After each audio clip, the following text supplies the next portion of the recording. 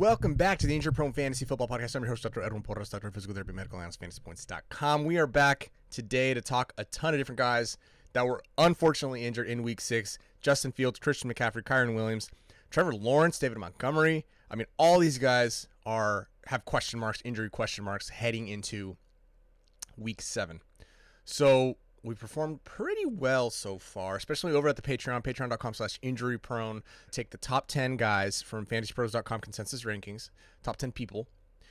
I sort their rankings, and then I make adjustments based on injury situations. And last week we did pretty good. We hit on Amon-Ra St. Brown, Chris Olave, Austin Eckler. All those guys were guys that I made adjustments on over at the Patreon, patreon.com/injuryprone. Don't forget to join. We're constantly talking about injuries, constantly having Q&As, constantly getting clarifications and nuance added to these injury situations, essentially transaction recommendations. That's what this specific episode is always about.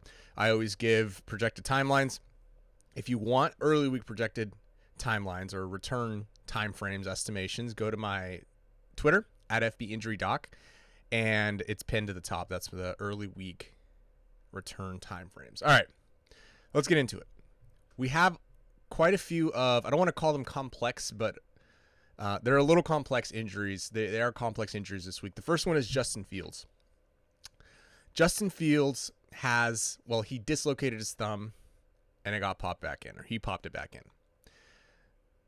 We have to remember what a quarterback's thumb on his throwing hand does. It stabilizes, right? That's what they need.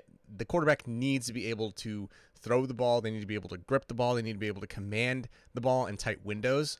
So I'm saying that because when you dislocate a thumb, you're disrupting, at least minimally, all the ligaments and the connective tissue, all the capsule, the stuff that keeps that thumb stable and mobile at the same time, being able to move through range of motion and strong, are all those ligaments. Now, when he dislocated that thumb, what he did is he disrupted them. So did he disrupt them to the point that they need surgery? They need repair? Not sure. Did he disrupt him to the point where he can continue to play? We don't know that either, right? Obviously, the x-rays were negative. That's a good sign, but that doesn't rule out any type of ligament tear that would have happened when that joint moved out of place pretty violently. So basically what I'm saying with this injury is that he's obviously going to be out in Week 7. They've already said that. This could extend out a few weeks. If they don't go the surgical route, what they're going to wait for essentially is for not just the pain to subside, but they need him to restore that strength for the hand muscles, the wrist muscles, everything, all the musculature around that joint needs to be strengthened for at least a week or two, 2 or 3 weeks, if not, for them to really, for Justin Fields to really be able to throw and grip the ball and command it. I really am seeing this right now as an injury that, in theory, right, teams would take 3 to 4 weeks to let it recover and rehab, especially since we assume this is the first time this has happened to him. There's probably a lot of pain, swelling that needs to subside in the first place. But again, even if he gets to the point where he's gripping just fine, where he has no pain, he needs to be able to grip and have strength. And if those ligaments are torn, then there's no guarantee that he's going to be able to do that. So as of now, Justin Fields, I am right now anticipating a Week 9 or 10 return. Again, sometimes teams push it, but that is what I'm anticipating for him right now. Really, the only Bears-associated transaction I'd want to partake in is maybe Roschon Johnson, but even then, we don't know what that offense is going to look like. It wasn't looking fantastic necessarily, even with Justin Fields at the helm. So don't expect to be with Justin Fields for the next couple of weeks at least. Christian McCaffrey is another one that's, I don't want to call it complex, but it's rare. There have been 2 running backs in my database since 2018 that have had an oblique injury specifically.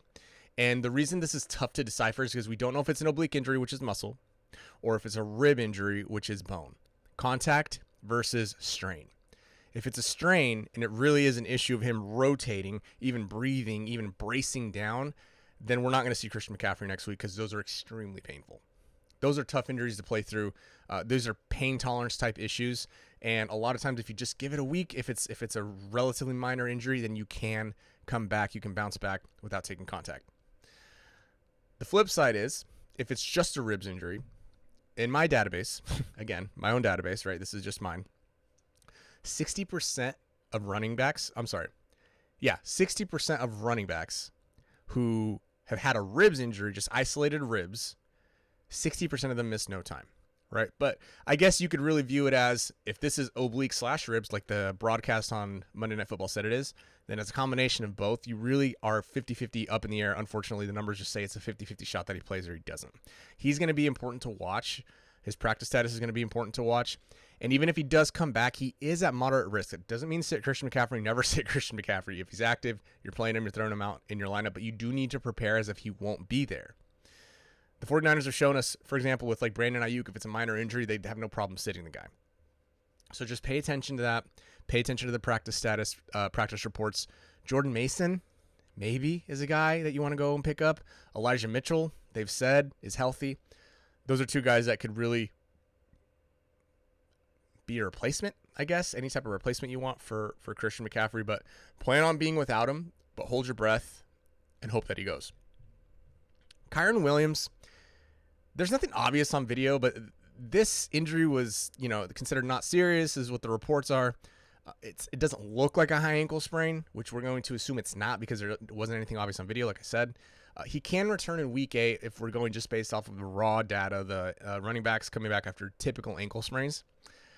The thing about him, though, is that, they do have Zach Evans on the squad, but now that Ronnie Rivers is also down with the PCL sprain, I would say the transaction here, consider if you have the bench spots, if you have the availability, if it makes sense, flyer Darrell Henderson Jr., throw him on the end of your bench. Maybe he gets some touches.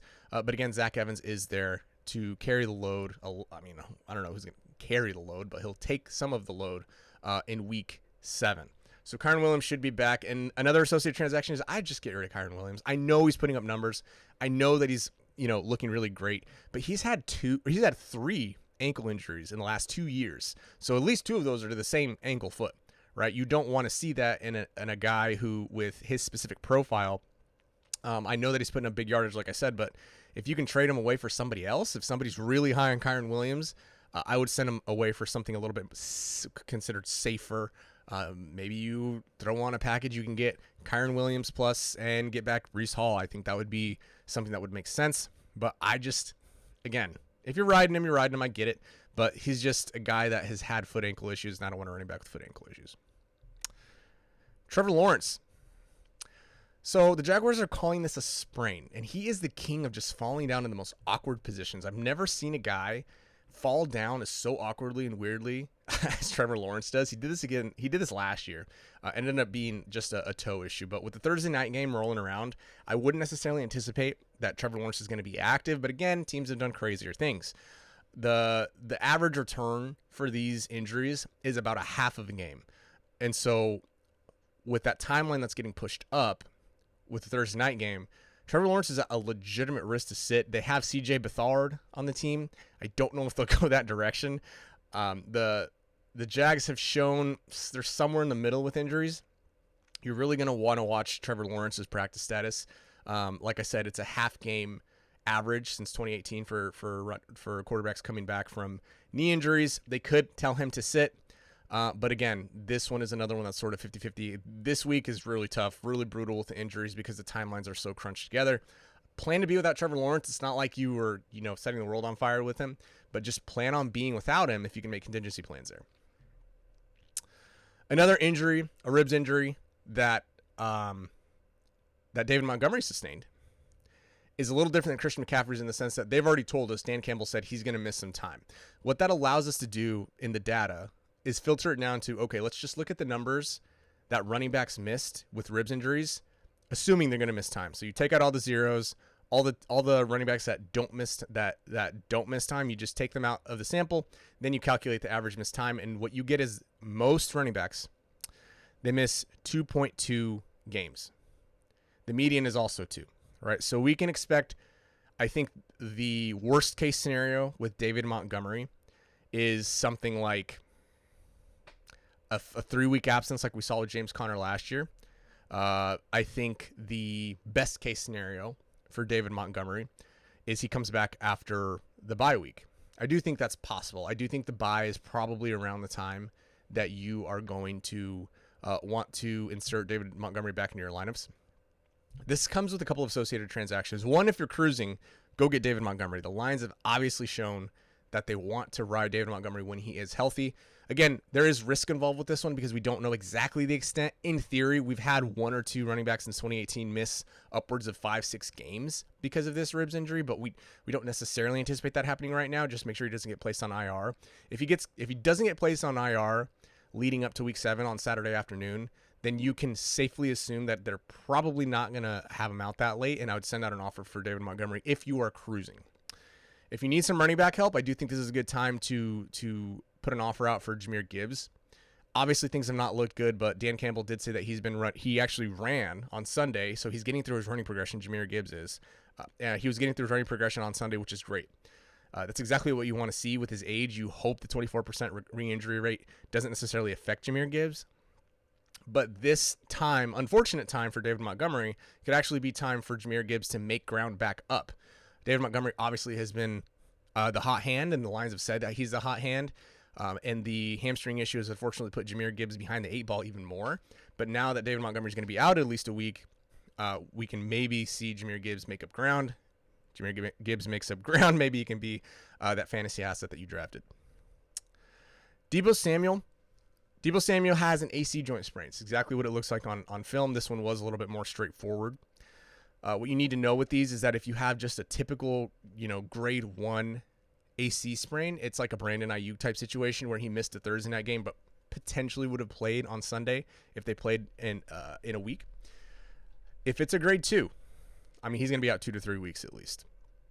The general number to think about with shoulder injuries in general for wide receivers is that about 18%, so we'll call it 20% round up, 1 out of every 5 shoulder injuries, wide receivers end up missing 1 game. So if you look at it from that perspective, there's about an 18% chance, there's about a 1 in 5 chance Deebo Samuel doesn't go next week. He does have that additional day the same way Christian McCaffrey does, but you're going to want to stay up to date on this one. Deebo Samuel, we have seen that if he does play, they can use him as a decoy. He's actually probably the perfect player to use as a decoy. So DFS games, I'm already fading him. You just want to make sure that this is not a more severe injury. And if it is, by the time that you're listening to this, which often happens, you can obviously go out and you can't replace Deebo Samuel, but you can try to replace Deebo Samuel on the waiver wire. A few of quarterbacks here that aren't of that great of fantasy football relevance. Jimmy Garoppolo, probably going to be out in week 7. Glad to hear that he's okay after he went to the hospital to get checked out. Ryan Tannehill, high ankle sprain. This really could result in like a 3, 4, 5 week shutdown for Ryan Tannehill. Associated transactions here. Go get Tajay Spears. I really do think that's a good idea. Deep league consideration. Malik Willis, I guess. And, hang on to Derrick Henry for now. He's looking good as much as I want to trash him on Twitter. He looks good. He'll go 6 carries for 13 yards. Next thing you know, he's got a 30-yard touchdown run. So Derrick Henry's Derrick Henry. Baker Mayfield, left-hand contusion, shouldn't be that big of a deal. Players to monitor this week that I think could come back or should come back: Jeff Wilson Jr., Aaron Jones, Deontay Johnson, Pat Freiermuth, Jamal Williams, Jahmyr Gibbs, like I mentioned, and Deshaun Watson should be back this week. Listen, I know that this is usually a quick, fast update. This gives you associated transactions to think about. But I really do want to point out that there's a lot more content over at fantasypoints.com. All my injury content lives there. If you want the written version, I give every Tuesday and every Friday with updates throughout the weekend. Go to patreon.com/injuryprone. That's a small community that I really want to keep it that way. But if you do want in, go ahead and shoot me a DM on Twitter. Request to send me a DM. And I'll get you a month free just because I think that they're, with the right people in there, can really continue to be a fun environment, answering questions, talking injuries, giving transaction recommendations, giving projected timelines. Speaking of timelines, again, if you want a full list of all the guys, Baker Mayfield, Christian McCaffrey, Daniel Jones, David Montgomery, Devon Achane, all those guys and their projected timelines, when I predict for them to come back, go to @FBInjuryDoc on Twitter and you'll see all that. All right, enough of that. Good luck on the waiver wire.